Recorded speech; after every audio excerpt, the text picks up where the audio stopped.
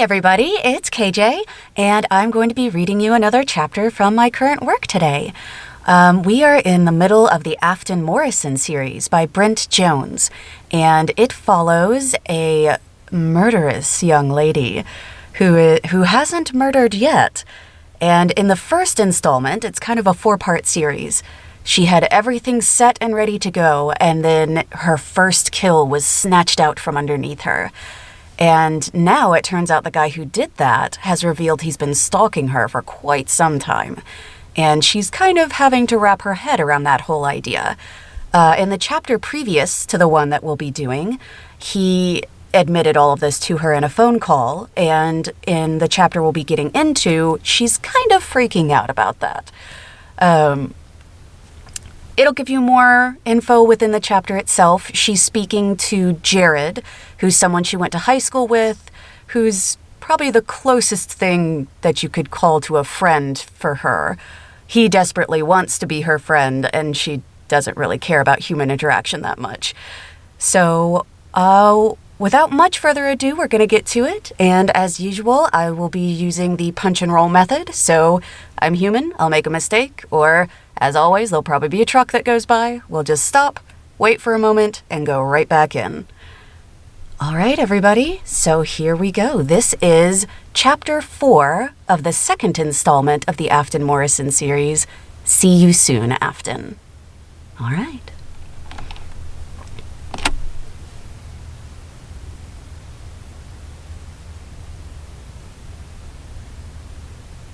Chapter 4. There's nothing here, Afton. Jared approached me in the kitchen, an inch at a time, with his hands up. He'd been waiting outside my apartment door. Oh. Hands up. He'd been waiting outside my apartment door when I'd returned home, curious to see how things had gone with the police. Don't. But before he could finish his thought, I pulled a stack of plates from the cupboard and let them all crash to the floor. There's something here. There's gotta be. He's fucking watching me, Jared. He knows what I eat for breakfast. He knows what I wear to bed. He knows about my long talks with Twinkie. You talk to your goldfish? I pulled out a drawer of cooking utensils and dumped its contents. There's gotta be a camera or a bug in here somewhere, or something. My chest was heaving, and my pulse was thumping in my throat. I'm telling you, he's watching my every move. Yeah, but do you have to wreck everything? I flung open the cupboard doors beneath the sink without shaking hands. Oh, with shaking hands.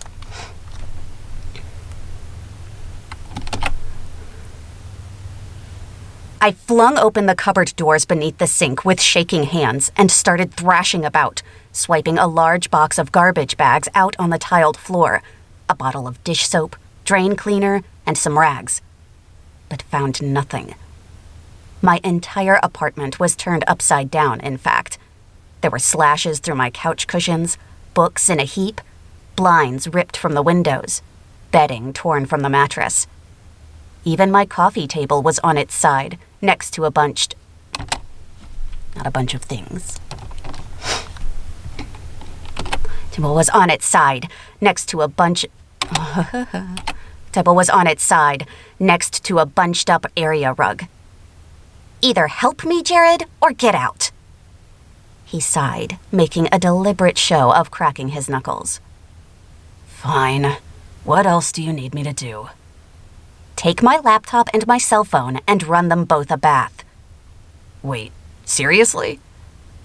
I got to my feet, staring Jared straight in the eye. Dead fucking serious. And when you're done with that, take all the vents off the walls. There could be something hidden in... Jared grabbed me by my arms and gave me a firm shake. Afton, calm down. I shook free of his grasp, shoving him backward with 2 hands to his chest. Don't tell me to calm down, Jared. No person in history has ever calmed down because someone told them to calm down. He tugged at the edge of his t-shirt, like a little boy caught with his hand in the cookie jar. Right. Sorry. No, More like a dog rolling over, tail between his legs. I figured some of it had something to do with living at home with his overbearing mother. Part of him probably enjoyed a bit of sharp correction. But to be fair, I did check the vents already, and there's nothing in there.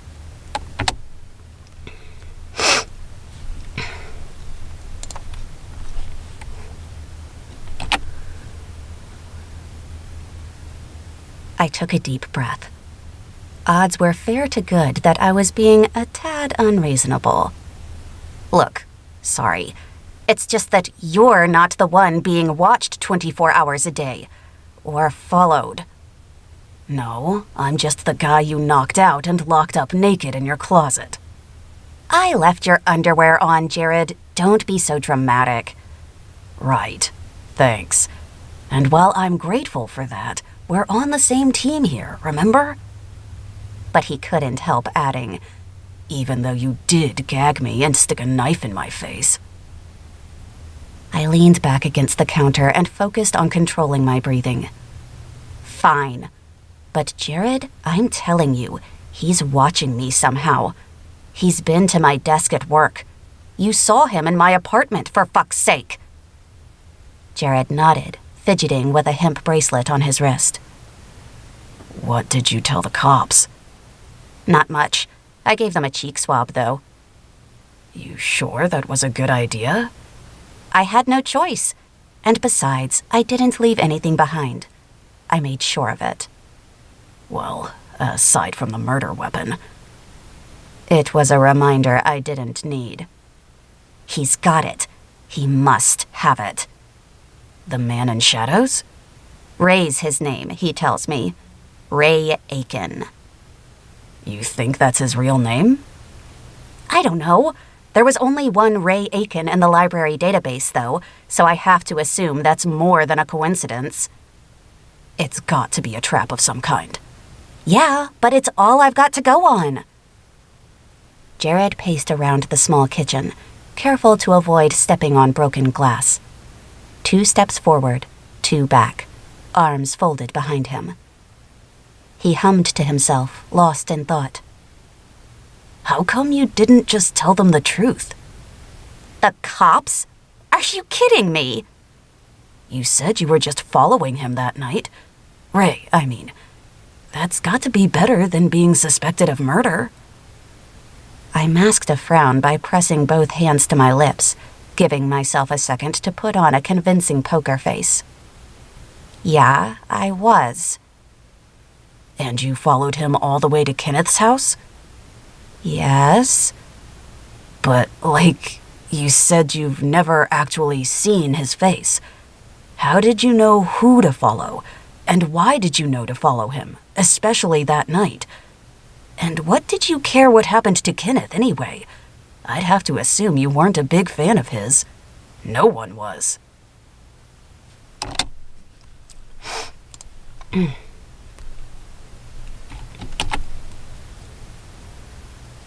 Fuck, you ask a lot of questions.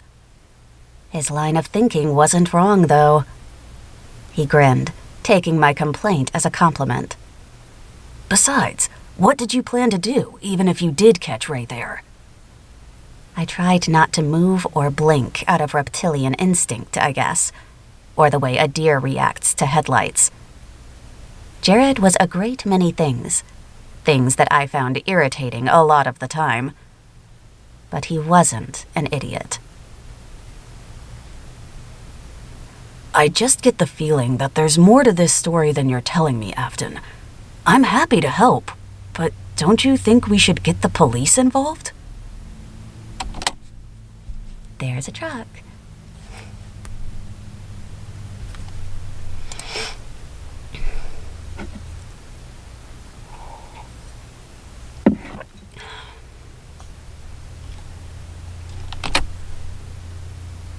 No. Why? Whoops. Why? Were you gonna try and hurt Ray that night? Or kill him? Is that it? You're fucking smarter than that, dude. Come on. Think it all the way through. First, the police don't give a shit about Kim. They're not even looking for her. And if I go barging in there to tell them I have a lead on her whereabouts, they're gonna ask where the hell I got it. What am I supposed to say then? That the man I suspect of killing Kenneth Pritchard tipped me off? I'd be admitting that I know more about his murder than I'm letting on.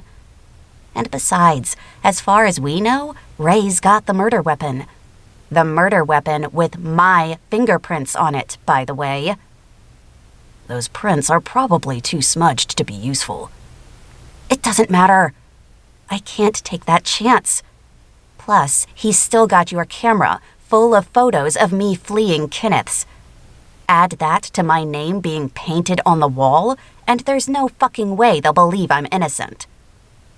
Yeah, but we've gotta go to the cops sooner or later. Let's say you do find Kim, and the bottle, and my camera. Then what? Then I bring Kim back to her parents, safe and sound, and we, move on with our lives. That was the hardest lie to tell of all, and it damn near got caught in my throat. Everything in my being was focused on slashing Ray to pieces. After finding him, that is. There'd be no way to move on with my life until that happened. Jared stopped his pacing. He put hands on his hips, indignant. And just leave Ray out there, wanted for murder? What if he kidnaps another girl, or kills someone else? He won't. I'd make damn sure of it. And what if he never stops stalking you?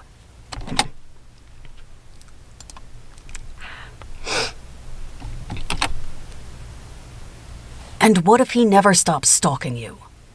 He will. Exasperated and breathing a touch too loud, Jared took a step closer to me. He raised an open palm, as though he intended to caress my shoulder or my arm or some other sign of reassurance. But after a second of deliberation, he thought better of it and let it drop back to his side. Why do I have the feeling that you're out for, I don't know, some kind of heroics? Vigilante justice, maybe? You don't know anything, Jared. Please just leave it alone. Afton, look, we've done nothing wrong here. But if we don't come forward soon, we could both be charged with obstruction, or something like that. Better than murder, I guess. And if you try to take justice into your own hands, you could end up in prison. Prison, Afton. Or worse. Or worse, right. I leaned in and gave him a small peck on the cheek, and it seemed to work because he shut his mouth and listened. I appreciate your concern, Jared. I really do. But I can't go to the police right now. Not until I've checked out the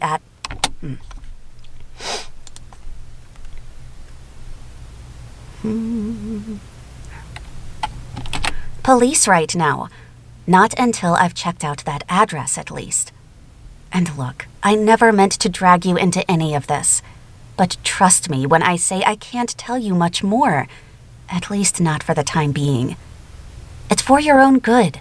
I mean it. But what I can tell you is that if you want to walk out that door, feel free. No hard feelings, and I won't try to stop you.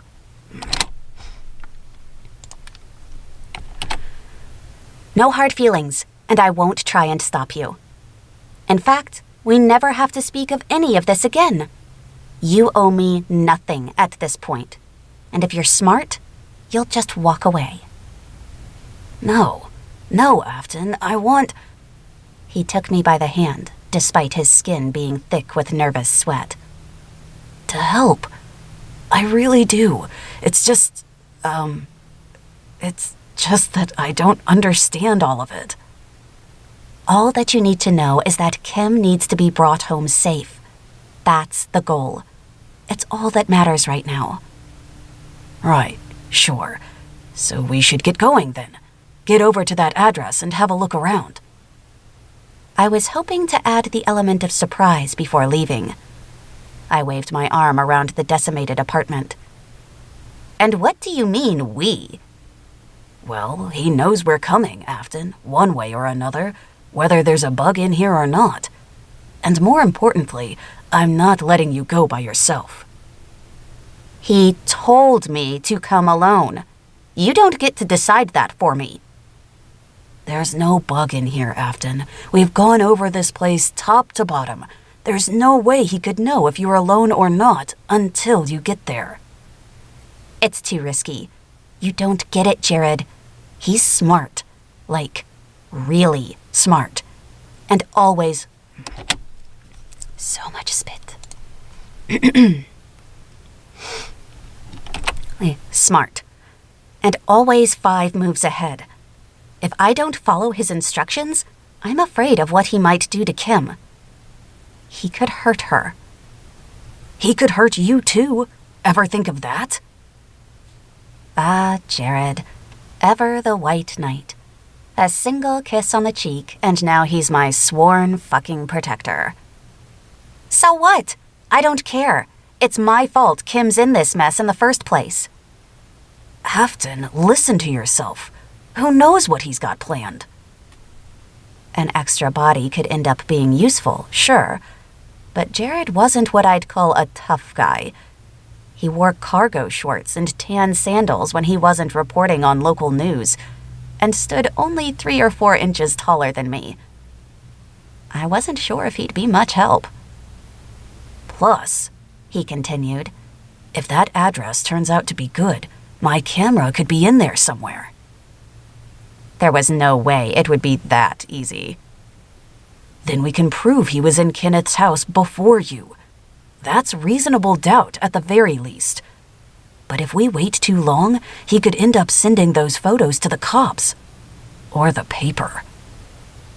Growing in confidence by the second, he inched closer to me. He was trying so damned hard to be gallant, and I couldn't decide if I liked it or not. You can't go alone. Don't be a hero, Jared. He'd somehow worn down my defenses, and for reasons I couldn't understand, it amused me. I even smirked a little in a tortured sort of way. It's not like that. Better not be, because that chivalrous act isn't gonna get you in my pants. That's not it, Afton. Look, there's safety in numbers, and 2 heads are better than 1. Is that what your mother told you? Christ, do you ever let your defenses down? Just for, 1 second?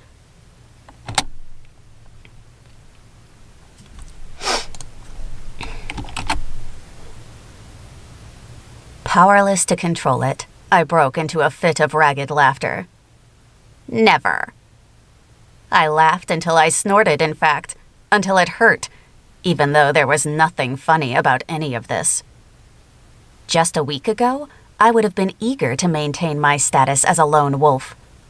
But now, with the situation this fucked, I really was considering letting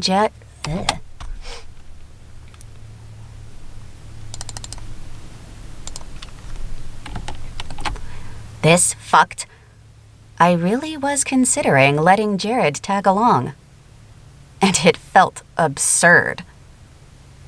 He forced a half smile, probably thinking that I ought to be locked up. Look, can I ask you something? He hesitated, running his fingers through his dark hair. That night that Kenneth was killed and you followed Ray. That wiped the smirk off my face. Leave it alone, Jared. Please. I mean, you were dressed in black and covered in Kenneth's blood. You had a knife and had your car all wrapped up in plastic, and... I stared into his face.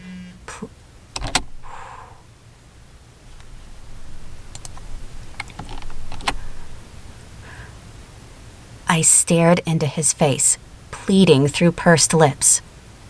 Jared, what did I just say? What? To just leave it alone? I nodded and touched his arm with as much conviction as I could muster. Please. Jared moaned in defeat after a second, traipsing out into the living room. You still want me to drown your electronics before we go?